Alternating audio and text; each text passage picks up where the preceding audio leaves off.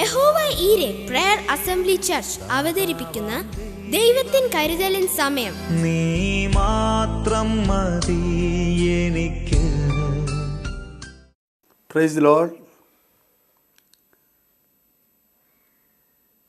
ദൈവത്തിൻ കരുതലിൻ സമയമെന്ന ഈ പ്രോഗ്രാമിലേക്ക് മാന്യ പ്രേക്ഷകർക്ക് എൻ്റെ സ്നേഹവന്ദനവും നന്ദിയും രേഖപ്പെടുത്തിക്കൊള്ളുന്നു. അല്പനേരം ചിന്തയ്ക്ക് വേണ്ടി എടുത്തിരിക്കുന്ന വചനം 1 പത്രോസിൻ്റെ ലേഖനം 5-ാം അധ്യായം 7-ാം വാക്യമാണ്. അവൻ നിങ്ങൾക്കായി കരുതുന്നാകയാൽ നിങ്ങളുടെ സകല ചിന്താകുലവും അവൻ്റെ മേൽ ഇട്ടുകൊള്ളുവിൻ. നമ്മൾ പലപ്പോഴും ചിന്താകുലത്താൽ ഭാരപ്പെടുന്ന വ്യക്തികളാണ്. പലവിധമായ ചിന്തകളാണ് നമ്മൾ അലട്ടുന്നത്. നമ്മുടെ വിദ്യാഭ്യാസം, നമ്മുടെ സാമ്പത്തികം, നമ്മുടെ ദാരിദ്ര്യങ്ങൾ, നമ്മുടെ ബുദ്ധിമുട്ടുകൾ, നമ്മൾ മറ്റുള്ളവരിൽ നിന്ന് അനുഭവിക്കുന്ന നിന്ന വാക്കുകൾ, ഇതൊക്കെയും നമ്മൾ അലട്ടുന്ന പ്രശ്നങ്ങളാണ്. ഇത് വല്ലപ്പോഴും വരുന്ന കാര്യമല്ല. ഇത് ദൈനംദിന ജീവിതത്തിൽ വരുന്ന ഭാരങ്ങളാണ്. എന്നാൽ കർത്താവിൻ്റെ വചനം പറയുന്നു, നിങ്ങളുടെ ഭാരം യഹോവയുടെ മേൽ ഇട്ടുകൊള്ളുക. നീതിമാൻ കുലുങ്ങിപ്പോവാൻ അവൻ ഒരു നാളും സമ്മതിക്കുകയില്ല. സങ്കീർത്തനം 55:22 ഇങ്ങനെ പറഞ്ഞിരിക്കുന്നത്. നേരത്തെ നമ്മൾ വായിച്ചത്, അവൻ നമുക്കായി കരുതുന്നുണ്ട്. നമുക്ക് ഭാരങ്ങൾ വരുമ്പോൾ, നമുക്ക് പ്രയാസങ്ങൾ വരുമ്പോൾ, നമുക്ക് നിന്ദകളും പരിഹാസങ്ങളും അനുഭവിക്കേണ്ട സാഹചര്യങ്ങൾ വരുമ്പോൾ അവൻ നമുക്ക് വേണ്ടി കരുതുന്നു. അതിൽ നിന്ന് നമ്മളെ രക്ഷപ്പെടുത്തുവാൻ, അല്ലെങ്കിൽ അതിൽ നിന്ന് നമ്മളെ ഒഴിവാക്കുവാൻ, അതിൽ നിന്ന് നമുക്ക് ഒരാശ്വാസം കണ്ടെത്തുവാൻ കർത്താവ് സദാസമയം കരുതിക്കൊണ്ടിരിക്കുന്നു എന്ന് നാം മനസ്സിലാക്കുന്നുണ്ട്.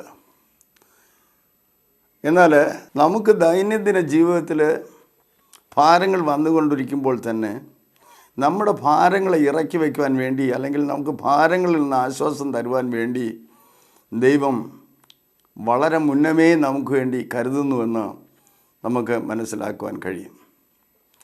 ഉൽപ്പത്തി പുസ്തകം 1-ാം അധ്യായം 20-ാം വാക്യത്തിലും 21-ാം വാക്യത്തിലും അവിടെ 5-ാം ദിവസത്തെ സൃഷ്ടിയെപ്പറ്റി പറഞ്ഞിരിക്കുകയാണ്. ആ 5-ാം ദിവസം സൃഷ്ടിയിൽ വെള്ളത്തിന്മേൽ ജലജന്തുക്കൾ കൂട്ടമായി ജനിക്കട്ടെ, ഭൂമിയുടെ മീതെ ആകാശ വിതരണത്തിൽ പർവ്വജാതികൾ പറക്കട്ടെ എന്ന് ദൈവം കൽപ്പിച്ചു. ദൈവം വലിയ തിമിംഗലങ്ങളെയും സൃഷ്ടിച്ചു എന്ന് അവിടെ രേഖപ്പെടുത്തിയിരിക്കുകയാണ്. എന്തുകൊണ്ടാണ് വലിയ തിമിംഗലങ്ങളെ മാത്രം പേരെടുത്ത് പറയുവാൻ കാരണം? ആനകളെ സൃഷ്ടിച്ചു എന്ന് പറഞ്ഞില്ല, വലിയ സിംഹങ്ങളെ സൃഷ്ടിച്ചു എന്ന് പറഞ്ഞിട്ടില്ല. അതൊന്നും പറയാതെ തിമിംഗലങ്ങളെ മാത്രം സൃഷ്ടിച്ചതായിട്ട് പേരെടുത്ത് പറയുന്നുണ്ട്. എന്തുകൊണ്ടാണ് ഇത് പറയുവാൻ കാരണം? ദൈവത്തിന് അറിയാമായിരുന്നു, തൻ്റെ തിരഞ്ഞെടുക്കപ്പെട്ട ഇസ്രായേൽ ജനം കുറേ കാലം മിസ്രൈമിൽ അടിമകളായിട്ട് ജീവിക്കേണ്ടതായിട്ടുണ്ട്. 1-2 വർഷമല്ല, 430 വർഷം അവർ മിസ്രൈമിൽ അടിമകളായി ജീവിക്കണമെന്ന് ദൈവത്തിൻ്റെ മുൻ നിർണയമായിരുന്നു. എന്നാൽ 430 വർഷം കഴിഞ്ഞിട്ട് അവർ വാഗ്ദത്ത കാനാനിലോട്ട് വരുന്ന സമയത്ത് അവർക്കൊരു മരുഭൂമി പ്രയാണം വച്ചിരുന്നു. 40 വർഷക്കാലം മരുഭൂമിയിൽ അവർ സഞ്ചരിക്കുന്ന സമയത്ത് അവിടെ വസ്തുവകകളോ ആഹാര സാധനങ്ങളോ മേടിക്കുവാനുള്ള കടകളോ ഒന്നുമില്ലാതിരിക്കുമെന്ന് ദൈവത്തിന് അറിയാമായിരുന്നു. അതുകൊണ്ട് ഇവരെ എങ്ങനെയെങ്കിലും ആ സമയം പോറ്റി പുലർത്തേണമെന്നുള്ള ഒരു ഉദ്ദേശത്തോടു കൂടെയാണ് ഉൽപ്പത്തി പുസ്തകത്തിൽ സൃഷ്ടിയുടെ 5-ാം ദിവസമായ അന്ന് വലിയ തിമിംഗലങ്ങളെ സമുദ്രത്തിൽ സൃഷ്ടിച്ചാക്കിയത്. നമ്മുടെ ദൈവം എല്ലാവർക്കും ഭക്ഷണം കൊടുക്കുന്ന ദൈവമാണ്. ദൈവവചനം ഇങ്ങനെ പറയുന്നു, നീതിമാന ദൈവം പട്ടിണി കിടത്തത്തില്ല. അവൻ തൃക്കൈ തുറക്കുമ്പോൾ ജീവനുള്ളതൊക്കെയും തൃപ്തി പ്രാപിച്ച് അനുഗ്രഹിക്കപ്പെടുന്നു എന്ന് വചനത്തിൽ നമ്മൾ വായിക്കുന്നു. നമ്മുടെ ആഹാരവും നമ്മുടെ ദൈനംദിന ആവശ്യങ്ങളുമൊക്കെയും ദൈവം തൃക്കൈ തുറന്നാൽ മാത്രമേ നമുക്ക് ലഭ്യമാകുകയുള്ളൂ എന്നാണ് വചനം പറയുന്നതും നമ്മൾ അനുഭവിച്ചു കൊണ്ടിരിക്കുന്നതും. ഈ സമുദ്രത്തിലാക്കിയ ഈ തിമിംഗലങ്ങൾ പെരുകി വർദ്ധിച്ച് മിസ്രൈമിൽ നിന്ന് ഇസ്രായേൽ ജനം മരുഭൂമി പ്രയാണം തുടങ്ങുന്ന സമയത്ത് ദൈവത്തിന് അറിയാമായിരുന്നു അവർക്ക് ആഹാരം ആവശ്യമാണെന്ന്. അവർക്ക് ആഹാരം എത്തിച്ചു കൊടുക്കേണ്ടതിന് ദൈവം പ്രതിജ്ഞാബദ്ധനുമാകുന്നു.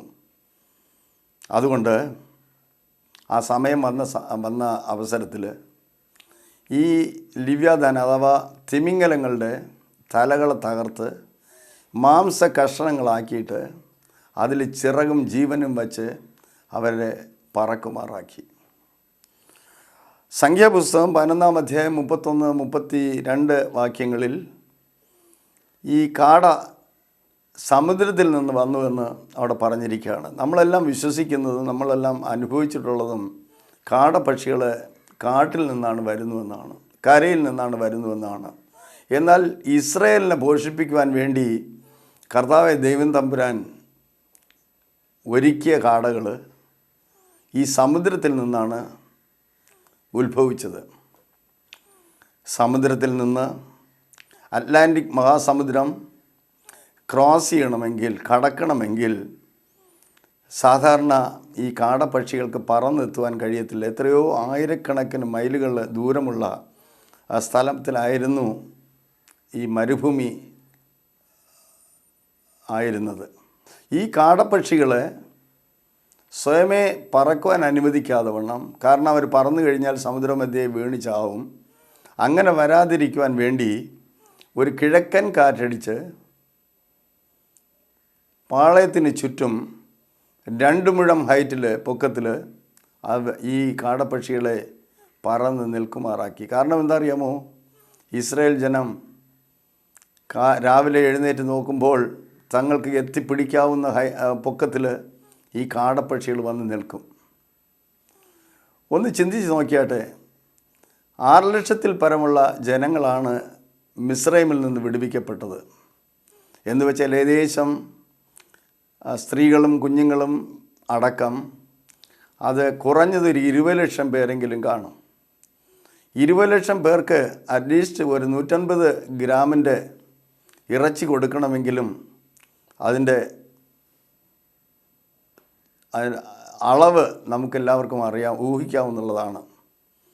സാധാരണ ഒരു കടയിൽ നിന്നോ മറ്റേതെങ്കിലും സ്ഥലങ്ങളിൽ നിന്നോ വാങ്ങിക്കുവാൻ കഴിയാത്ത ഒരു രീതിയിലുള്ള അളവാണ് ദിവസേന ഇസ്രായേൽ ജനത്തിന് കൊടുക്കേണ്ടിയിരുന്നത്.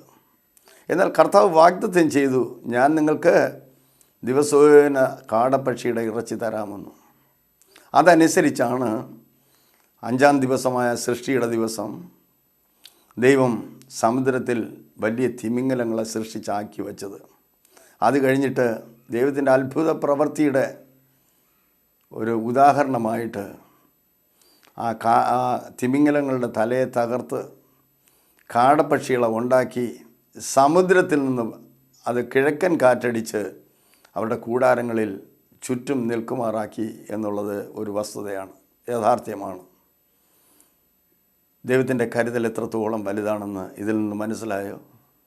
ഇതുപോലെ തന്നെയാണ് നമുക്ക് ദൈവം സകല കാര്യത്തിലും കരുതുന്നത്. കർത്താവിൻ്റെ വാഗ്ദത്തം ഇങ്ങനെയാണ്, എൻ്റെ അടുക്കൽ വരുന്നവനെ ഞാൻ ഒരു നാളും ഉപേക്ഷിക്കുകയില്ല, തള്ളിക്കളയുകയില്ല.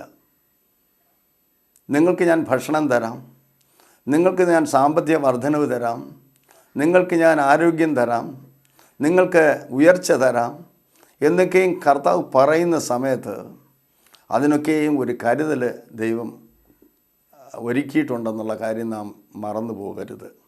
ഇനി രണ്ടാമതായിട്ട്, ഇസ്രായേൽ ജനം ബാബിലോണിൽ പ്രവാസത്തിലായിരുന്നു. അവർ 70 വർഷക്കാലം അവിടെ പ്രവാസത്തിലായിരുന്നു. വളരെ നീണ്ട നാളുകളായിരുന്നു അവർ പ്രവാസത്തിലായിരുന്നത്. എന്നാൽ 70 വർഷം കഴിഞ്ഞ്, കർത്താവിൻ്റെ നിർണയപ്രകാരമുള്ള 70 വർഷം കഴിഞ്ഞ് അവർ കാനാനിലോട്ട് തിരികെ വരേണ്ട സമയം അടുത്തു കഴിഞ്ഞു. അവർ യാത്ര ചെയ്ത് തങ്ങളുടെ യാത്ര തുടങ്ങുന്ന സമയത്ത് കർത്താവ് തങ്ങൾക്ക് വേണ്ടി കരുതിയ കാര്യങ്ങളെപ്പറ്റി എസെക്കിയേൽ പ്രവചനം 36-ാം അധ്യായം 8-ാം വാക്യത്തിൽ പറഞ്ഞിരിക്കുന്നു.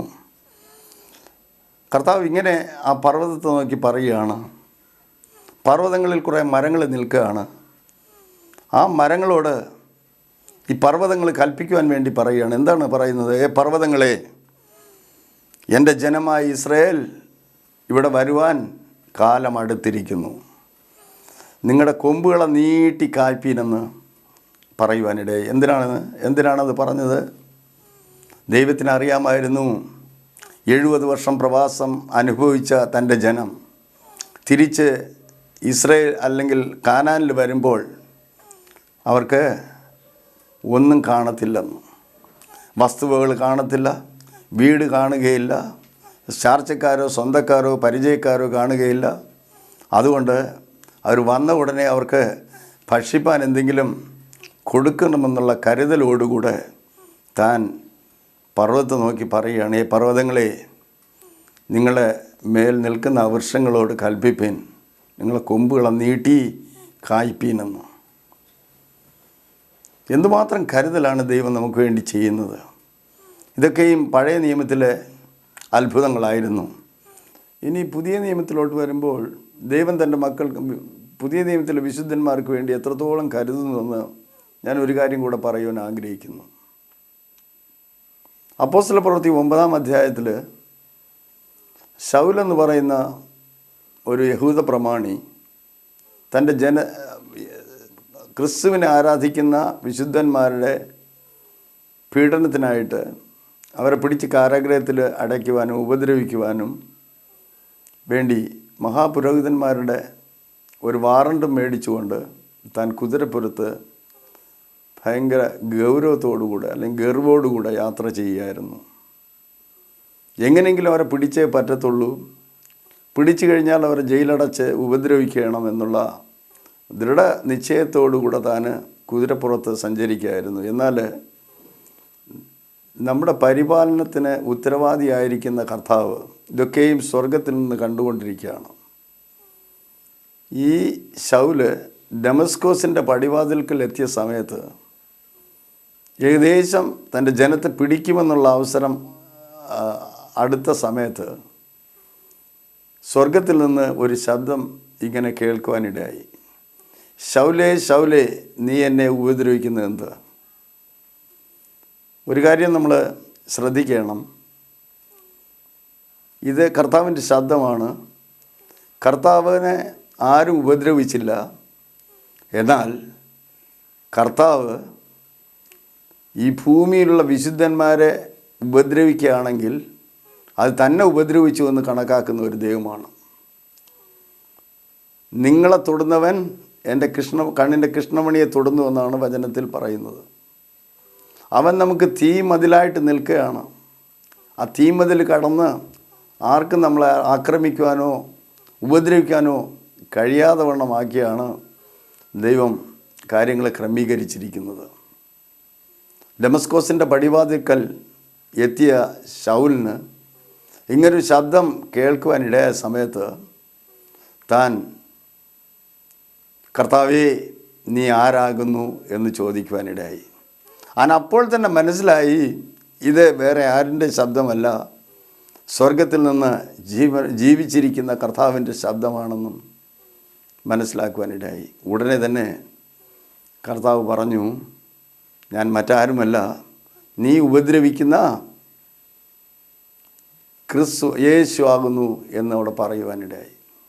ഈ ശബ്ദം കേട്ട മാത്രയിൽ തന്നെ താൻ അവിടെ കുതിരപ്പുറത്ത് നിന്ന് വീണ് നിലം പരിശാകുവാനിടയായി. താൻ നട്ടുച്ചയ്ക്ക് ഉള്ള സൂര്യപ്രകാശത്തിനെ അതിജീവിക്കുന്ന കവിയുന്ന ഒരു പ്രകാശം തൻ്റെ കണ്ണിന്മേലടിക്കുകയും താൻ കാഴ്ച നഷ്ടപ്പെട്ടവനായി തീരുകയും ചെയ്തു. അതാണ് ഞാൻ പറഞ്ഞത്, നിങ്ങളെ തൊടുന്നവർ എൻ്റെ കൃഷ്ണമണിയെ തൊടുന്നു എന്ന് കർത്താവ് പറഞ്ഞത്. കർത്താവിൻ്റെ കൃഷ്ണമണിയെ തൊട്ട് കഴിഞ്ഞാൽ എല്ലാവരുടെ കൃഷ്ണമണിയും ദൈവം തൊടും.